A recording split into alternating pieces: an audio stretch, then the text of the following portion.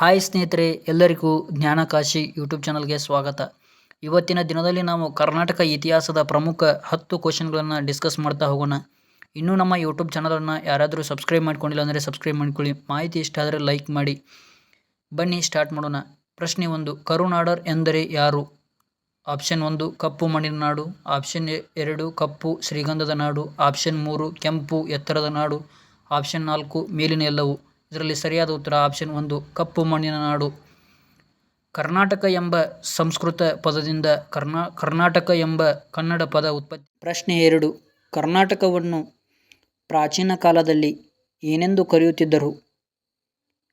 Option 1 ಕಮ್ಮಿತ ನಾಡು, option 2 ಕರುನಾಡರ್, option 3 Karnataka, option 4 Karnata. ಇದರಲ್ಲಿ ಸರಿಯಾದ ಉತ್ತರ ಆಪ್ಷನ್ 1 ಕಮ್ಮಿತ ನಾಡು. ಕರ್ನಾಟಕ ಹೆಸರಿನ ಉಲ್ಲೇಖ ಮೊದಲು ಕಂಡುಬರುವುದು ಮಹಾಭಾರತದ ಸಭಾಪರ್ವ ಮತ್ತು ಭೀಷ್ಮ ಪರ್ವಗಳಲ್ಲಿ ಕಂಡುಬರುತ್ತದೆ.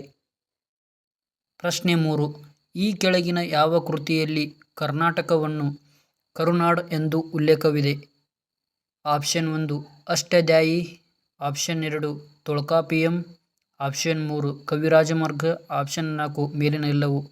ಇದರಲ್ಲಿ ಸರಿಯಾದ ಉತ್ತರ ಆಪ್ಷನ್ ತೊಲ್ಕಾಪಿಯಂ ಸರಿಯಾಗಿರುತ್ತದೆ.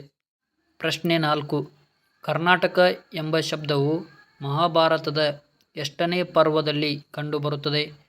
Option 1 8, option 2 9, option 3 7, option 4 6. ಇದರಲ್ಲಿ ಸರಿಯಾದ ಉತ್ತರ ಆಪ್ಷನ್ 4 6ನೇ ಪರ್ವದಲ್ಲಿ ಕಂಡುಬರುತ್ತದೆ. ಪ್ರಶ್ನೆ 5, ಕವಿರಾಜಮಾರ್ಗನು ತನ್ನ ಕೃತಿಯಲ್ಲಿ ಕರ್ನಾಟಕವನ್ನು ಎಲ್ಲಿಂದ ಎಲ್ಲಿಗೆ ಉಲ್ಲೇಖಿಸಿದನು? ಆಪ್ಷನ್ 1 ಕಾವೇರಿಯಿಂದ ಪೆರಿಯಾರ್ ನದಿಯವರೆಗೆ, ಆಪ್ಷನ್ 2 ಗೋದಾವರಿಯಿಂದ ಕಪಿಲಾ ನದಿ ತೀರದವರೆಗೆ, ಆಪ್ಷನ್ 3 ಕಾವೇರಿಯಿಂದ ಕೃಷ್ಣಾ ನದಿಯವರೆಗೆ, ಆಪ್ಷನ್ 4 ಕಾವೇರಿ ನದಿಯಿಂದ ಗೋದಾವರಿ ನದಿವರೆಗೆ. ಇದರಲ್ಲಿ ಸರಿಯಾದ ಉತ್ತರ ಆಪ್ಷನ್ 4 ಕಾವೇರಿ ನದಿಯಿಂದ ಗೋದಾವರಿ ನದಿವರೆಗೆ. ಶ್ರೀ ವಿಜಯನ ಕವಿರಾಜಮಾರ್ಗದಲ್ಲಿ ಕರ್ನಾಟಕ ಕುರಿತು ವರ್ಣಿಸಿದ್ದಾನೆ. ಇವನು ರಾಷ್ಟ್ರಕೂಟರ ಆಸ್ಥಾನದಲ್ಲಿದ್ದನು. ಪ್ರಶ್ನೆ 6, ಪ್ರಾಚೀನ ಕಾಲದಲ್ಲಿ ಕರ್ನಾಟಕವನ್ನು ಕಮ್ಮಿತ ನಾಡು ಎಂದು ಕರೆಯಲು ಕಾರಣವೇನು? ಆಪ್ಷನ್ 1 ಕಪ್ಪು ಮಣ್ಣಿನ ನಾಡು, ಆಪ್ಷನ್ 2 ಶ್ರೀಗಂಧದ ನಾಡು, ಆಪ್ಷನ್ 3 ಕಪ್ಪು ಪರ್ವತದ ನಾಡು, ಆಪ್ಷನ್ 4 ಮೇಲಿನ ಎಲ್ಲವೂ. ಇದರಲ್ಲಿ ಸರಿಯಾದ ಉತ್ತರ ಆಪ್ಷನ್ 2 ಶ್ರೀಗಂಧದ ನಾಡು, ಏಕೆಂದರೆ ಭಾರತದಲ್ಲಿ ಅತಿ ಹೆಚ್ಚು ಕರ್ನಾಟಕವೇ ಬೆಳೆಯುತ್ತದೆ. ಪ್ರಶ್ನೆ 7, ಬಾದಾಮಿ ಚಾಲುಕ್ಯರಲ್ಲಿ ಇದ್ದ ಸೈನ್ಯಕ್ಕೆ ಏನೆಂದು ಕರೆಯುತ್ತಿದ್ದರು? ಆಪ್ಷನ್ 1 ಕರುನಾಡ ಬಲ, ಆಪ್ಷನ್ 2 ಕರ್ನಾಟ ಬಲ, ಆಪ್ಷನ್ 3 ಕಮ್ಮಿತ ಬಲ, ಆಪ್ಷನ್ 4 ಕರ್ನಾಟ ಬಲ. ಇದರಲ್ಲಿ ಸರಿಯಾದ ಉತ್ತರ ಆಪ್ಷನ್ 4 ಕರ್ನಾಟ ಬಲ ಎಂದು ಕರೆಯುತ್ತಿದ್ದರು.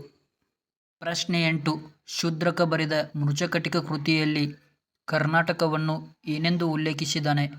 ಆಪ್ಷನ್ 1 ಕಮ್ಮಿತ, ಆಪ್ಷನ್ 2 ಕರ್ನಾಟಕ, ಆಪ್ಷನ್ 3 ಕಪ್ಪನಾಡು, ಆಪ್ಷನ್ 4 ಕರ್ನಾಟ.